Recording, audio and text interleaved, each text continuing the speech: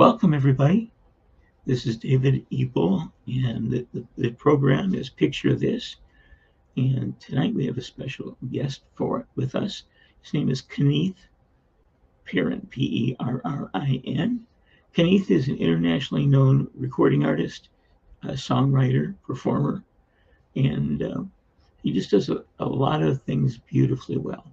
And what we find him amazing. So tonight, Joel and I will be having a great time with Kenneith. So what we're going to do is right now I'm going to say go, and then we're going to take this intro and put it right at the front of the live one, and you'll be able to go right from the picture that we're going to show right into the rest of the program. Hope you enjoy it like we will, and we'll talk to you very, very well. God bless you.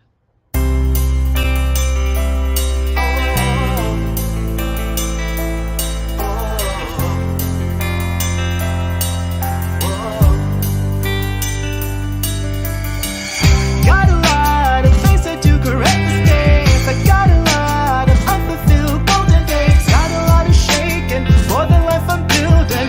Even though sometimes everything gets in the way, like a spark that lights a fire, I'm going higher and higher. Keep on dreaming, keep on seeing. There'll be time, there'll be days, wanna run, get away, skipping all the rules of hidden shame. Keep on praying, keep on saying. There'll be night, there'll be days, wanna run, get away, gotta keep your heart back to base.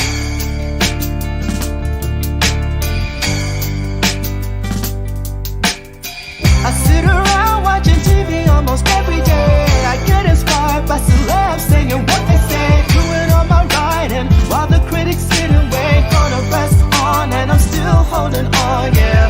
Filling up on my bucket list for Judgment Day. I got a lot of unfulfilled given days. Got a lot of molding for the life I'm building. Even though sometimes everything gets in the way, like a spark that lights the fire, I'm going higher and higher. Keep on dreaming, keep on seeing. There'll be time, there'll be days, wanna run, get away, skipping all the rules of hidden shame. Keep on praying, keep on saying. There'll be night, there'll be days, wanna run, get away, gotta keep your heart back to base.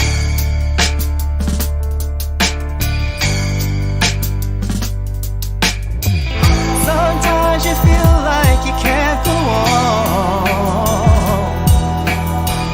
Don't give up, just hold on.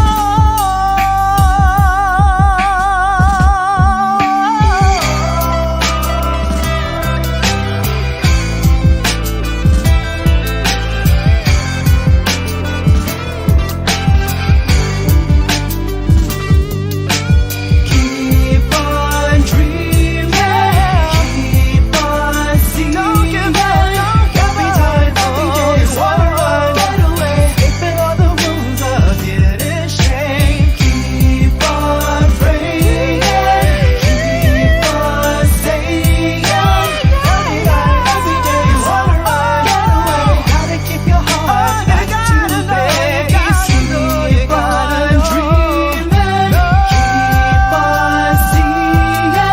There'll be time, there'll be days, wanna run, get away, skipping all the rules of hidden shame. Keep on praying, keep on saying. There'll be night, there'll be days, wanna run, get away, gotta keep your heart back to base. Wipe your eyes, keep your dream, keep your faith, keep it close to your heart. There you go. Amazing, amazing music. Thank you so much for sharing that with us, Kenneith. My pleasure. My pleasure. it's an honor to have you with us this evening, and let's just jump right in. First, I want to share with our audience that you started out being an attorney. Is that correct? Correct. Yes. And so, share with us what happened from why law school, where did the music come from, and how did the transition occur between those professions? And just give us some insight on that. Yeah, sure.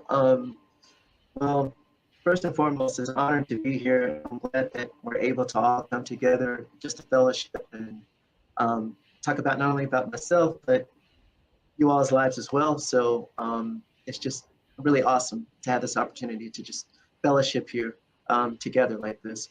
As far as like my path, the music was always there. I started singing as a kid, like at the age of 6, and then 7 publicly. Started off playing drums, and then eventually drums and singing, and then merged into just basically singing up front for the most part for every performance and show that I do. However, my first foray into the law actually happened when I was about 12. I did a concert for a church, and before we had actually started the program, we had made an agreement with the church official at the time that I was supposed to receive, I believe it was like 80% of any proceeds that were being taken up on my behalf, and the church would get 20. Well, at the end of the night, the church kind of flipped the script on us, as they say, and they said that, well, we feel led by the Spirit. The Spirit told us that we're supposed to get 80 and you're supposed to get 20. So when it's like that, you know, you don't want to like cause a scene or cause a ruckus, even though I have known the artists that have just, you know, put their guns blazing and said, no, you know, we want the money, we want it now. You know, you didn't promise us that. So, but as time went on, that was my first major foray into realizing that, you know, laws are important, contracts are important. And so that's why I ended up studying law after graduate school, was to kind of learn more about the world of entertainment and how contracts work, because I felt like, you know, I didn't want that to ever not only happen to myself, but to any other artist or any other creative person that may be in the same similar situation. And it doesn't have to be a church thing. It can actually be in any scenario. It can be between an artist and production company. It can be between a visual artist and maybe an art gallery, or an actor or a production studio. So really it's all about the people that you come in contact with, what the terms are, what you agree to, and just making sure that everything that was said prior to what was signed matches, basically. And so that was my reason for doing that. But of course, you know, if the music is there, it stays with you. And so I always felt like that was really my true calling, was to really pursue the music first and foremost. But in doing so, I just kind of felt better, kind of having a better understanding of the legalities of what happens when you go to that level of you know, doing contracts and things of that nature. So does that make sense? Is that, yeah. Yeah. What Okay. a fascinating journey, and you know, the relationship between, I imagine a lot of artists don't put the two together, and obviously No. I'm certain that there's a lot of conflict that occurs behind the scenes over those types of issues and stuff. So you've kind of cornered the market on understanding the contractual side of performing and being a musician and things, which really gives you an edge. And it also, I could see you being a mentor to other up and coming artists and things that are trying to find their way through the forest, and to the obstacles that might be there in their path that you've experienced, you've studied about, you've done your law work about it and contracts and things. So that's commendable, and quite a talent combination to have that skill with you. You mentioned that you started music as a child and you came to the Lord when you were 12. What was that childhood like, and what was that journey like? Wow. From, you know, early memories all the way through becoming a believer and follower of Christ? Sure. Well, music has always been a strong part of my family background. Like on my mother's side, she plays piano by ear. And on my dad's side, he's a bass player and an electric guitar player. And then his dad played guitar. And then also flip side on my mother's side, we have a lot of singers on that side of the family too. So inevitably, music has always been kind of like the strong fabric. And me growing up as a kid, I was always mesmerized by a lot of the television shows that were out at the time, like American Bandstand, Solid Gold, Soul Train. You know, watching performers really put their heart and soul into what it was that they were performing at the time, and then kind of seeing the audience reaction to that. And so that was something that kind of motivated me to want to do the same thing. It's interesting though, my first time performing in public wasn't all that great. I remember my mother coaxing me because, you know, I had agreed to perform for like a church function. But when it was time to actually get on stage, I just kind of panicked. And I remember my mom coaxing me saying, hey, look, you know, they really want to see you. If you go up on stage, I'll buy you half a meal. Let's just do this. You know, the people are counting you. So I went out there and, you know, it was in a African-American Black church setting. So, you know, we tend to get pretty fired up in those types of scenes. And when they saw me walk up, like, oh, honey, bless your heart. Oh, sing your song, child, sing your song. So, you know, I started singing. And so the more I started singing, the more fired up they got. But that was actually comforting to me because it was encouraging. So by the time the song was done, I was like, okay, this wasn't too bad. You know, I actually was able to get through it. And then it continued from there. Walk with the Lord, I think that has always been kind of a more ongoing thing, but I do remember watching the Easter Story, I think probably at the age of like maybe 8, maybe 7 or 8, and just really like my heart being like really filled, seeing Christ being crucified on the cross. And I remember later on that night, you know, just asking him into my life. But I did it privately though. I never you know, went forward until years later to like be baptized. But I remember just at that moment after seeing that, you know, I was just really moved by seeing the crucifixion and the passion. And so, you know, normally, of course, that's always a great starting point. But of course, you know, life happens over time. So, you know, you're a baby in Christ, but then the real work begins when you start your journey. And so I feel like that's when he says, you know, pick up your cross and walk with him. I feel like that's when the true journey begins, because you really are trying to emulate him as opposed to like church doctrine, or in the sense of church politics, or in the sense of what is the right church religious thing to do type thing. So I feel like that's where the real power starts. But more songs on that, obviously. So yeah. Believing and following Christ, was that part of your family as well? Yeah, you know, I feel like that definitely had a huge influence as well. We always went to church. As a matter of fact, my mom is Baptist and my dad is AME, African Methodist Episcopal. But as a kid, I pretty much grew up in a non-denominational church, which was very charismatic. So I got a chance to witness, you know, speaking in tongues, being slain in the spirit, things of that nature. And so that kind of opened up my eyes a lot to the possibility of kind of going beyond the realm of Bible reading just for Bible reading's sake. You know, it kind of opened up the doors to intimacy with Christ. I guess that's the best way to put it. Because a lot of times I think when we go to church, sometimes we don't always have privy, or we're not always able to really access that aspect of it, depending on what our church environment is. And that's not to say that the church is to blame for that. It just really depends on what the background and what the setting of the church is. You know, if you're Catholic, it's all about the Mass. If you're Lutheran, it's all about certain aspect of that.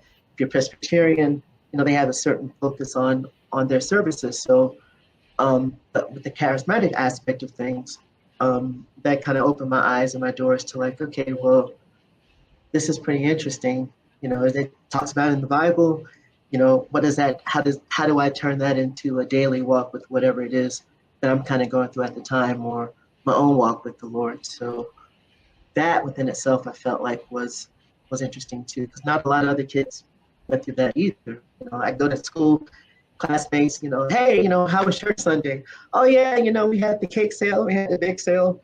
And then, you know, they ask about me. I'm like, oh, you know, 3 or 4 people fell out, slain in the spirit, and, you know, but they got back up, or, you know, somebody got exercise, you know, they had a demon in them and they walked through the doors, you know, so it was a whole different experience from that point of view. So, yeah. You know, it's important, and hopefully we'll see the return of the believing and following of Christ in the family. You know, obviously, you know, the Word tells us that we're to congregate in churches and things, but it starts at home, and you're a perfect example of that. The Spirit was in your house, and I think that's critical of where that belief starts to occur inside you, and having believers and followers surrounding you and in your family. You know, as you grow up, your role models, your first role models are your parents, and to emulate that faith that they demonstrate, I think, is critical. It's one of the things I think we struggle in today's society. I agree. From another point of view, I was raised in a family without church at all. Okay. And I was 20, and my life was already destroyed. And went to church because the girl was cute, and I was a few days from buying my rifle to kill myself. Oh no! And Jesus revealed himself to me, and I gave my life to him on the spot. And then I went home and with the person who brought me and said, "Explain to me what I just saw. This is crazy. I feel like I've been in the wildest bar I've ever been in." Wow. And nobody was drunk, but man, they sure were crazy. And the peers, the people who surrounded me, told me early on that we're filling in for your parents because they didn't understand it. They didn't teach it to you, but we'll be the rest of your family, and we'll make sure you get the training you need. And that was huge. That was huge. And so that's what we've done ever since then. I married my wife the next year, and 45 years later, we retired. But it's all been about helping people who, for one reason or another, don't get it. Either they're not raised with it, or they've had a bad experience with it, or any one of 1,000 different things. We've always looked for the one that was not just the prince of the school or whatever. You know, he's always the kid with the sweater with the big letter on it, and everybody loves him and all that. And so I looked for the other guys. Yeah. I always looked for the one who didn't even think they could do it. And we spent time investing in them and teaching them that they didn't have to do it. God will do it in them. All they've got to do is follow him. And it's what does it.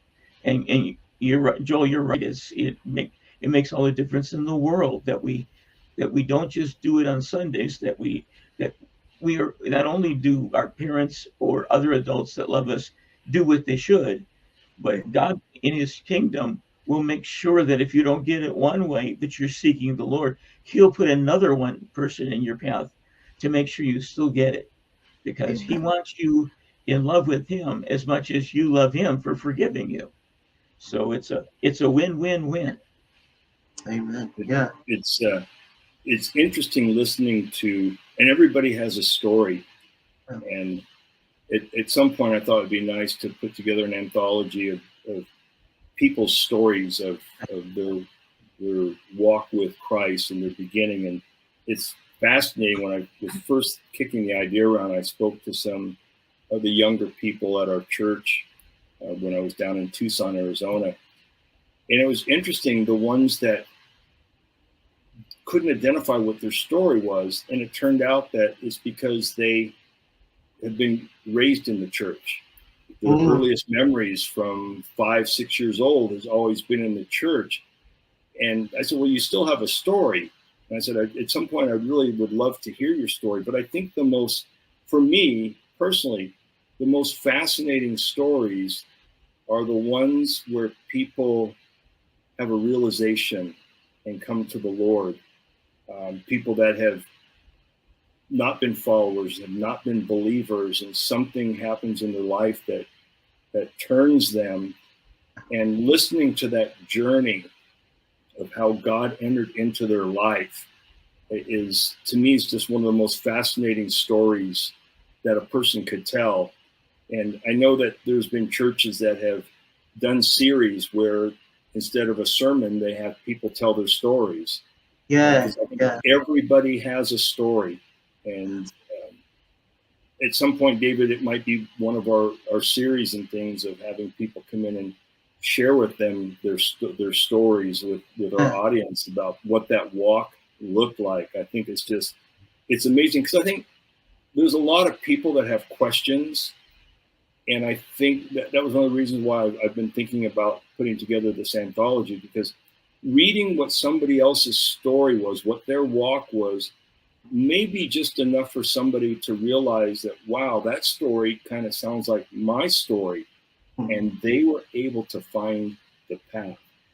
And, if we just bring one lost sheep back to the flock, what an amazing accomplishment that is to do, to find that lost person and bring them through other people's stories. But speaking of stories, David, you've got your artwork, and you've got several pieces behind you. And for those that have just tuned in, obviously David is a world-class photographer after he retired from being a pastor. And he has artwork available. It's just amazing. I've got some pieces in my house from him. But I know, David, you've got something special for the audience, as well as Kenneith does. The two of you have been conspiring, so to speak, and have put together something really special for someone to see. Do you want to touch on that? Sure. Let me just click about it.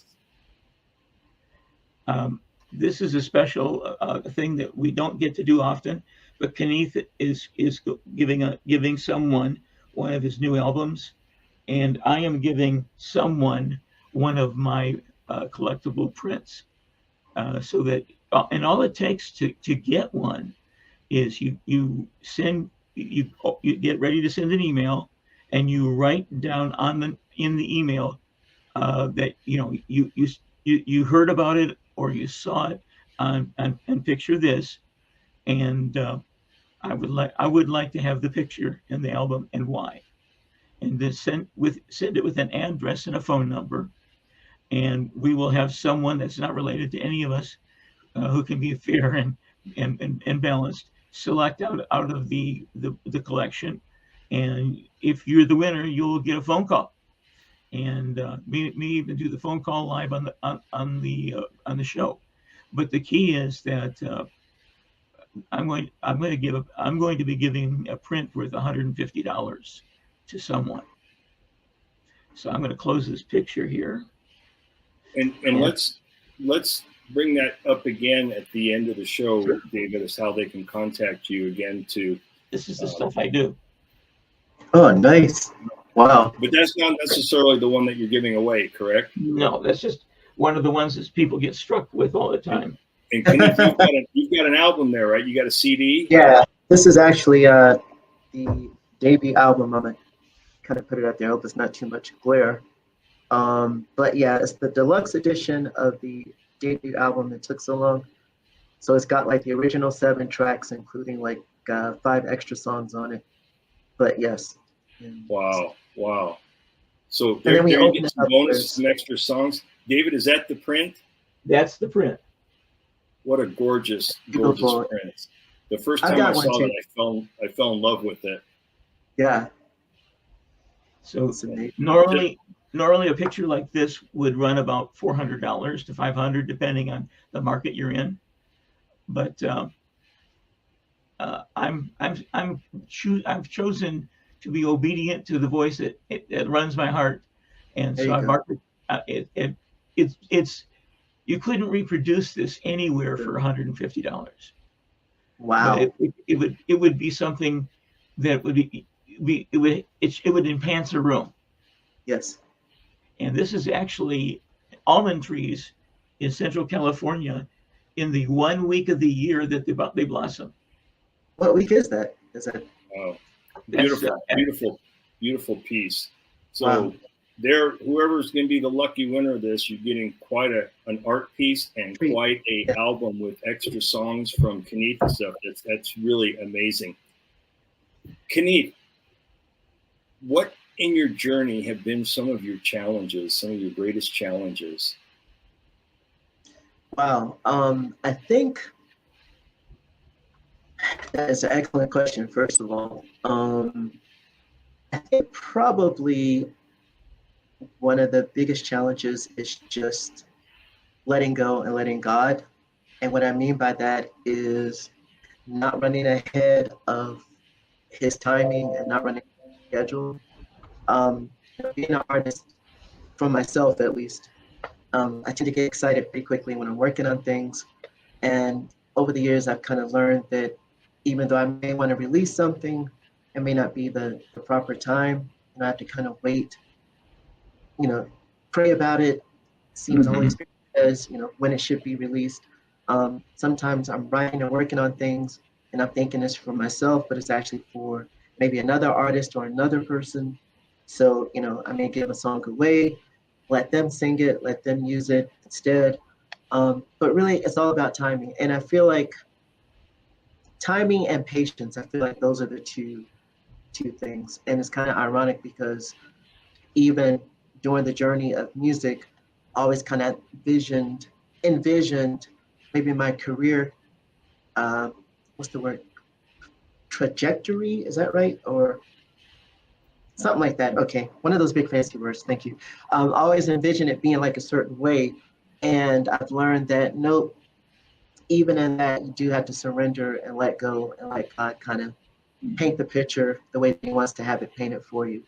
So oftentimes, even as an artist, there's no such thing. There is thing as freedom.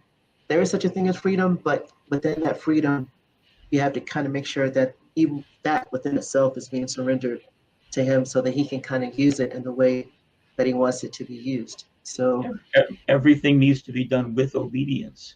Yes, thank you. Yes. He can give you I think we all wrestle with that. Yeah. I used to think that I was able to do just about anything I set my mind to because I did. If I wanted to build something, I could build it. If I wanted to fix something, I could fix it. And I thought that I was pretty talented until one day a pastor reminded me that I couldn't do any of those things. Yes. It was through God I was able to do those things. And just to share a bit of my story, it was at that point that I surrendered.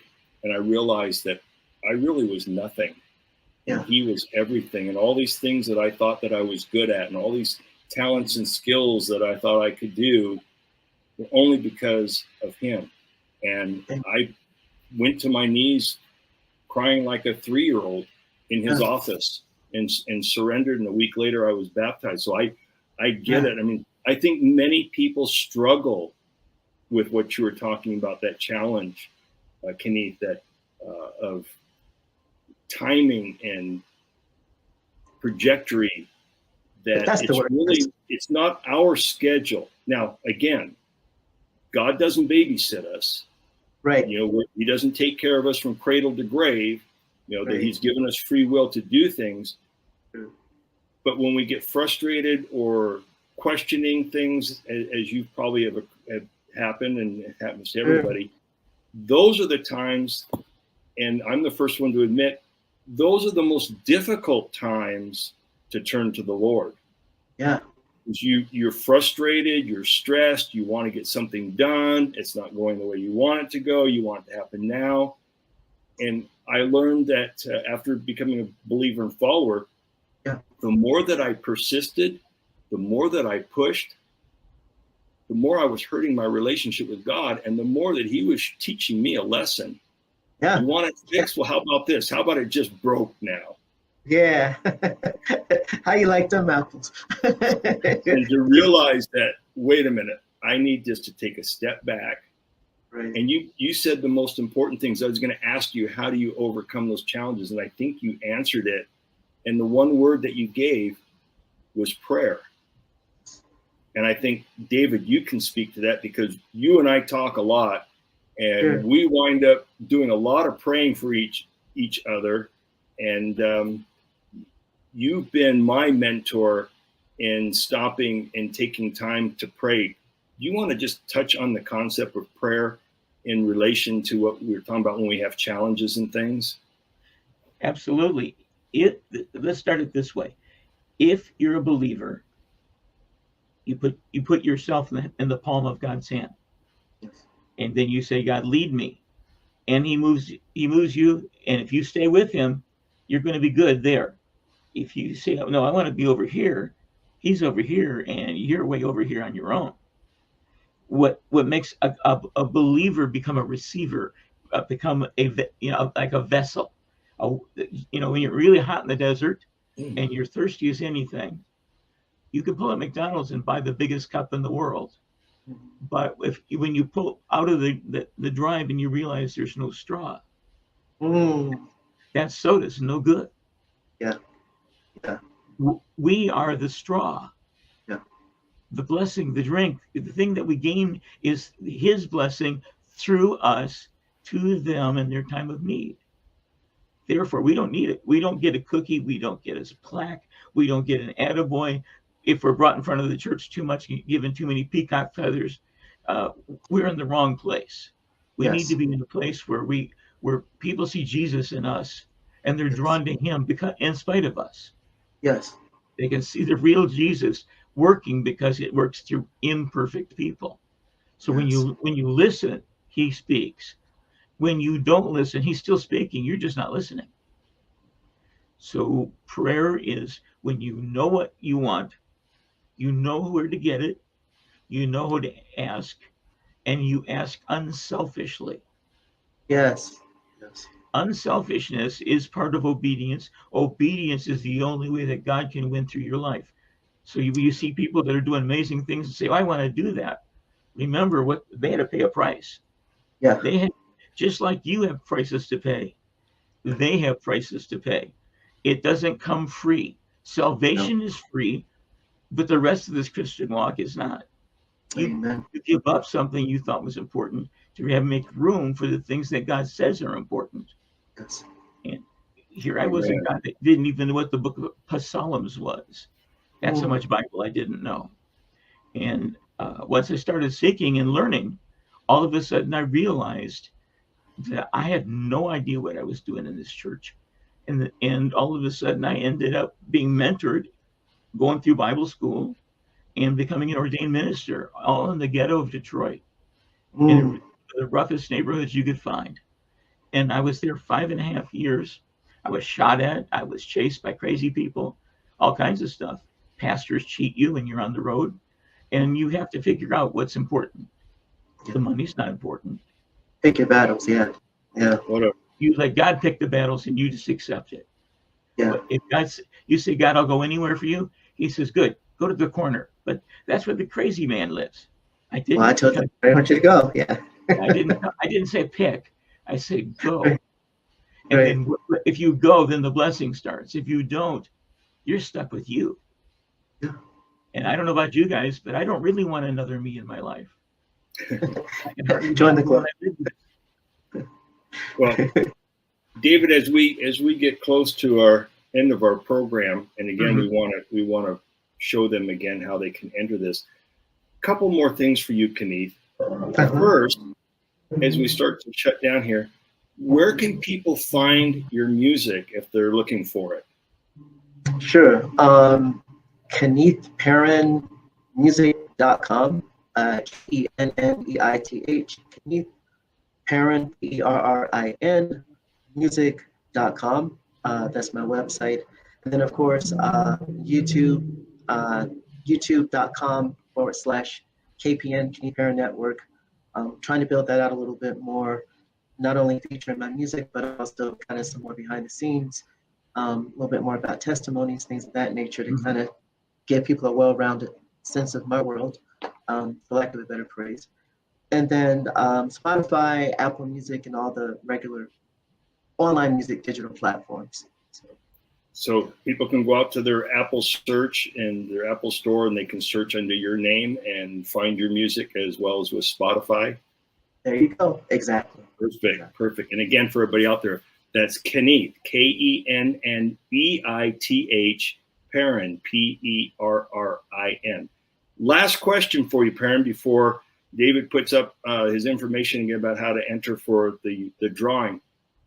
Share with us the types of performances that you've been involved in, so people get an idea that not only do you have different genres, and you've got your gospel, soul, rock, and jazz, but where do you perform? What type of venues have you done? I know that you're international, but just give us a broad cross section of the types of arenas that you've worked in, so people can get an idea that, you know, might be, oh, gee, you know what, that sounds pretty cool. I'd like to get a hold of him and see if he could do this or that. So share with us what types of performances you conduct in. Sure. Well, first of all, I feel like I'm sort of kind of a rare breed of an artist, in the sense that for me, it's really all about just using my voice, but using it in a way that will reach people the most. For me, recording studios, I'm not too crazy about them, because I feel like everything is kind of more magnified, and it's like you just less comfortable in the studio than I am just being out among the public, being on stage, being in an auditorium, church, wherever it is. So performing for me is really the cornerstone of what I call my ministry.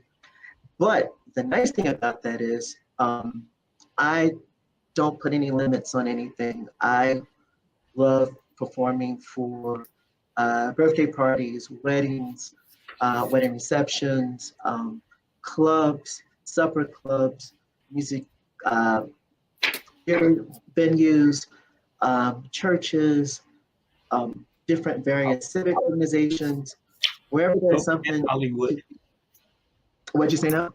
Hollywood, but also across America or overseas. I even went to Germany a couple years ago and just did like an a cappella street performance, where I'm just kind of street busking, where, you know, I'm just singing music and people are walking by, and, you know, so for me, it's really just about the music being shared. But I think because I am a Christian and I want to follow Jesus, I think a lot of the songs that I write, a lot of the songs that I perform, inevitably kind of lend themselves more to the gospel side of things. And I think that's just sort of a natural affinity for, you know, where I'm coming from. But flip side about that, I feel like the cool thing about that too is the fact that I'm in so many different places. I feel like that's an awesome opportunity to really just kind of share Christ, but like in a more unique way. And when I say that, it's all about how you treat the people that you're working with behind the scenes, you know. So even though I may be doing a pop soul show for one night, it's important for me to make sure that I'm treating the ticket handler with respect. It's important to me to make sure that I say hello to the janitor. You know, it's important for me to make sure that my bandmates that I'm playing with, because not all of them may be saved, but at least I'm showing them respect. I'm making sure that their needs are taken care of. You know, that to me, that's a way of kind of bringing God to the people, as opposed to feeling like you have to kind of be in a certain format, in a certain setting, in a certain location, kind of doing the traditional religious thing in a sense. So like, you know, American Vets Club, performing for a bunch of motorcycle gang members was like a cool experience, doing the All the Blessings Flow, you know, seeing a lady with all these tattoos with long blonde hair, getting on the floor, moving. But, you know, afterwards she came and said, wow, I really like that song. You know, I was really moved by it. You know, it touched me. You know, those are the experiences that for me as an artist really makes it really enjoyable and worthwhile. So it's sort of like a dual hybrid. So I know that a lot of people probably are not used to that, and it is different. And even myself, I've kind of had to come to terms with that over the years, realizing that, okay, kiddo, God has kind of set you apart for something a little bit more different than what you normally see. But at the same time, I'm still being held accountable. I'm still having to perfect my craft, working on my vocal techniques, taking care of all the business stuff, and just making sure that everything is still up to par, even though it may be presented in a different fashion. So it's a lot of hard work, but enjoyable at the same time. So I while you were talking, I made myself a note here, and I thought this was just such a profound observation. You said that performing is the cornerstone of your ministry. Sure. I couldn't have put it better as we wrap up this evening about who you are and what you do, whether it's gospel, soul, rock, or jazz. At the beginning, I said that you can hear your heart, you can hear your soul. We can hear your ministry in your music, and you just validated that for me by saying that is, your performing is your cornerstone, and it doesn't matter whether you're acapelling on a street corner in Germany, or performing at a prison, or in front of bikers, or doing gospel at a church worship. Sure. That's your ministry. You're sharing the word of God, his message, in all of your music. And it doesn't necessarily have to be Christian or gospel music. It's your soul and your heart that you're sharing. And to me, that is your ministry, because you've already given your heart and your soul to the Lord. And when you share that with people, you're opening up and sharing with them Jesus Christ. There's no other way to explain it. Exactly. That is such a profound statement, that performing is the cornerstone of your ministry. Just very humbling. And I hope those that are out there really understand what that means, regardless of the genre that you're performing, that you're doing it all out of your faith and belief in the Lord. It's just, you're an amazing man. I'm so blessed to call you a friend now. And thank you to David for bringing you on the show and connecting all of us together. And David, before we close, would you do one more bit with your with the picture? How people Artwork, can, and about your artwork too. Okay. This is a constant thing that we do, which is taking questions. So you can use this email address to write us and say, hey, I'm having a tough time on my job, or my girlfriend just said she wants somebody else, or someone stole my car and my parents are all angry with me because it was stolen. Whatever it is, whether it's anonymous or it's got details, send in your questions for advice, and one of our guys will make sure you get personal advice. We'll listen, we'll give guidance, and we'll pray for you. But the special treat for this group is we're going to go for this week and the next week, and then we're going to give our stuff away.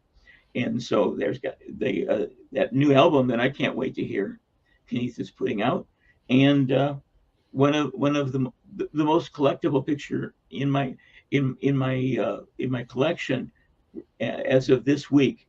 I've sold enough of that one to be the largest seller out of all mine, and that's not like I have two pictures. There's a lot, but that's the one that keeps speaking to people.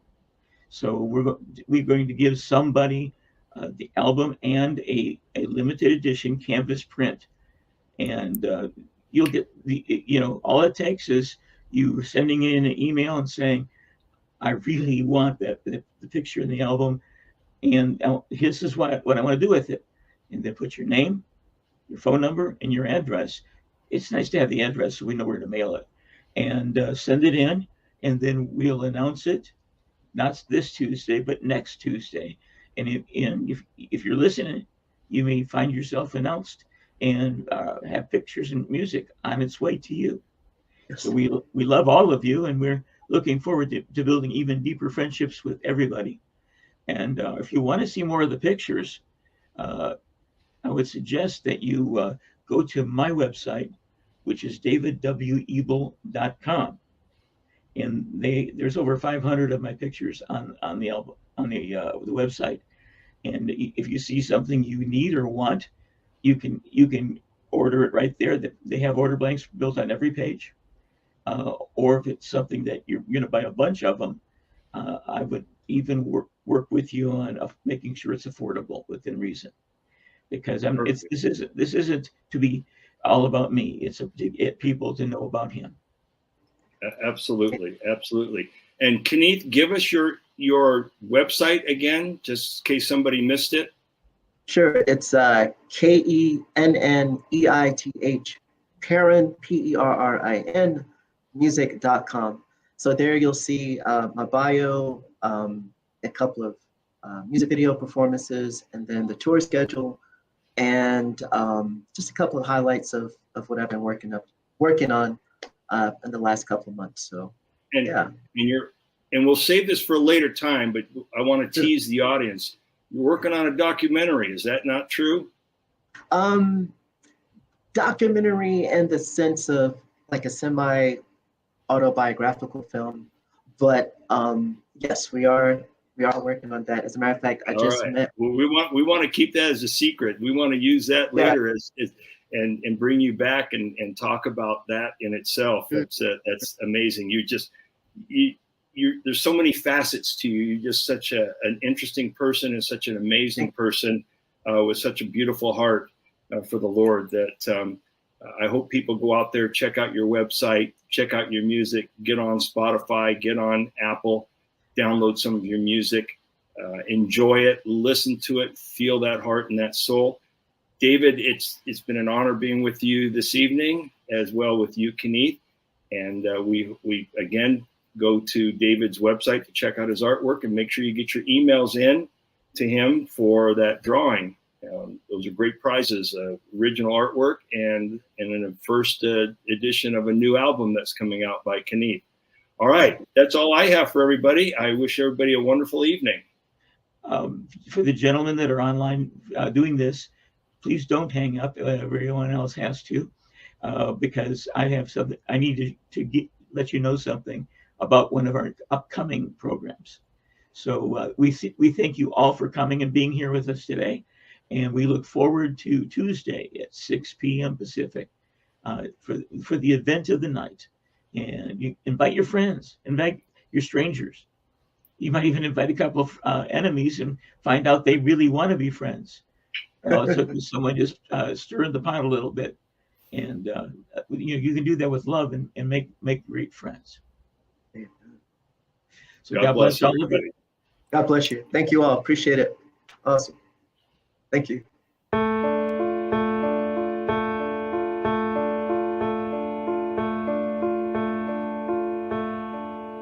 Are you weary? Is your soul in decay?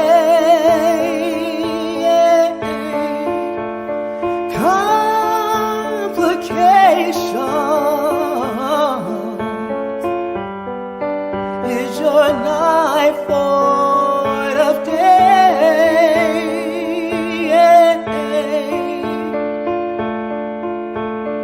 Come to the one who loves you. There's still time.